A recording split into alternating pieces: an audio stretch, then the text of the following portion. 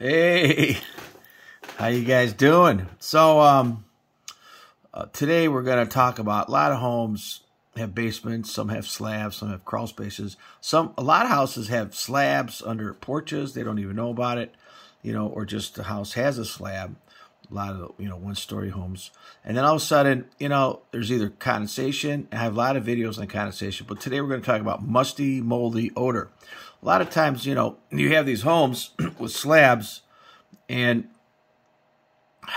you got mold in a closet, usually on a northeast corner, or there's condensation on the window, or the house when you walk in that front door, you get that odor, that musty, moldy odor right at that front door. When you have that, I have a lot of videos on it, but today we're going to talk about houses with slabs. And, well, a lot of the houses that have slabs have the ducts. The ducts are the heating HVAC units, and you have two types. You got returns and supplies. Well, let's just talk about the supplies. Those are the ones you put your hand on and get hot and cold, And so those are the ones, if they're in the floor or on your elevation of your slab. Well, they're underneath the slab. Well, a couple things. When you got a house like this, especially built in the 40s, 50s, 60s, 70s, man, you better make sure that your outside grading is proper, your gutters aren't overflowing, that you don't have a sprinkler system next to your foundation. I mean, let's water our foundation. What happens is you get hydrostatic pressure and water gets into these ducts. And you can't get to these ducts. And when you call these guys to clean your ducts, they don't look into them either. They just clean them out, and they may clean them when they're dry. And then all of a sudden there's condensation in there because, underground you have different temperatures. So if you've got a moisture source or some type of moisture event or hydrostatic pressure, or you happen to have a house low to the ground, water gets in these ducts. So let's just talk real quick. I've got a lot of videos on this. And so this house had a little bit of odor. You walk in the house, and what you do, it's not a big deal. You just cut a hole in the flue that goes into the ground, because that's where all the air goes. And that's the lowest point, right? Usually. And so you open that up and look inside. You can always just cover that hole up with a piece of metal, with a piece of fiberglass, whatever you want to cover it with, okay? But you got to get in there. People think it's such a big deal. Man, just drill a hole, cut the thing, and look in there. And especially during the rain season, all right? So look at this. So I cut the hole in here, and wow. This is a 1960s house, and this lady's been sick. She's been on she's seen all these doctors. She's doing holistic treatments. She had a mold problem, and the house stunk. And look at that. Water floods underneath. Her ducts goes right into the ductwork and underneath the plenum. And now you got all kind of biological sludge growing down there. And if you've got water and moisture in the duct system, if you have dust, you're going to get mold growing on it. All kind of stuff's going to grow on it. It's going to make you sick. You're going to wonder why you're sick. You're going to want to blame it on, on something else, okay? And here it is. You got a water source to figure out. Well, anyways, moving along here, you can see how the water totally deteriorated this. Now, sometimes you can't, you can remove this floor register and stick your hand down in there, and look at that. There's mud in there. That's a problem, right? That's a problem. First of all, you should have mud in there. Second of all, it should be muddy wet, right? And so you've got major issues. By the way, I do have a service, and if you Google "call Marco" with a K, call Marco with a question. It'll prompt me to a really small PayPal charge. You get 15, 20 minutes.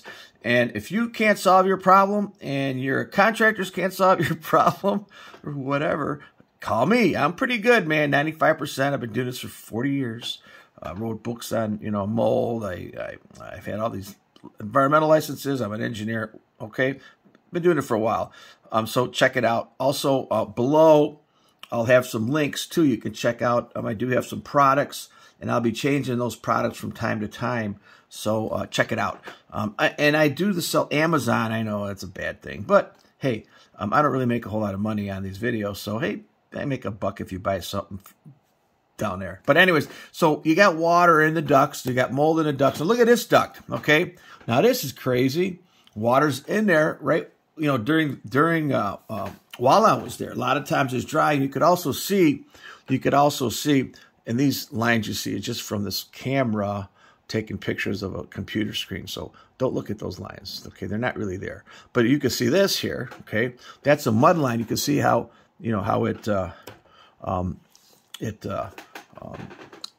floods all the time. Now here, in the old days, they had different types of ducts, okay? They would have had asbestos type ducts, problem, right? Maybe.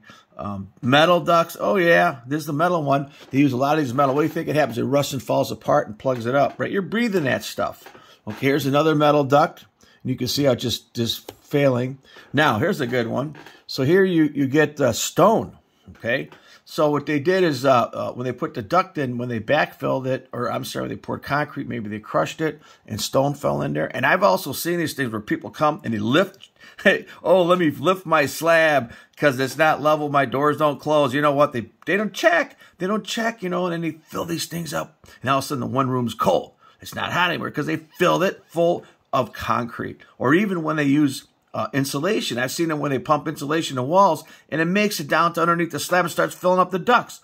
And so a lot of people don't understand this room's cold, this room's hot. You got to check it out. And you know what? Your little phone cameras work too. You can stick your phone camera and put a flashlight in there. Bam, take a picture. You don't need a fancy camera or some snake camera or hire somebody for $1,000. Man, your phone will fit right in there most of the time, and put a little flashlight in there, you know, and you can shine a flashlight and boom, take a picture, and you can look at it, and you can do each duct that way. So check it out, okay? Okay, now this one's just dirty, but you can see how it flooded once or twice. See the couple flood marks, and here's another one. It makes the bend, and this is metal, and this is actually asbestos type material. You never want to say asbestos. It's potentially containing asbestos material, right? Until you know, if you test it, then it's asbestos, right? But if you assume it's asbestos and just say potential, you know it's asbestos. But the thing is, this stuff isn't really like friable, okay? So it's not like going to cause problems unless you start sanding it. But here you can see, I'm taking these people, could you test my ducts for mold? Really? If you see mold, you smell mold, you got mold, you want to waste, yeah, I want to test it. My doctor needs to know. All right, you want to give me another $100? Fine, we'll test it. So here I'm taking a swab of mold down into ducts with a stick. It's stupid. Mold is mold. If you see it, you smell it, you got mold, okay? And then here's one where somebody stepped on it, and when they stepped on it, they damaged it, but it didn't matter. This, you can see the flood marks in here. So you got a slab home, and that's me playing around. Sometimes people try to clean it themselves, and if you get a stick in there and you know, maybe clean your ducts, maybe you could do it that way. But remember, you got all these nails sticking out, so it'll damage it. You could try to clean it. Cleaning your ducts properly, I don't know, $400. You know, let's say $300 to $800, depending on how much duct work you have. And so if you walk in the front door, you got a slab house, you smell mold and you got ducts underneath the slab. Check out the slab. And now, once there's water in there, you got to say, wait a minute, hey, where did water come from? Hydrostatic pressure, overflowing gutters, poor grading, a spigot running, sprinkler system too close, okay? The neighbor's pool, they emptied the pool out in their backyard while you were, I don't know, at the game, and you came home, the water was gone, but now it's in your ducts. So, you know, and also sewers are underneath your house. And I have a lot of videos on that. Hey, please rate, subscribe. Once again, call Marco with a question. You can anytime. And then I've got some links below. So I do have a lot of videos.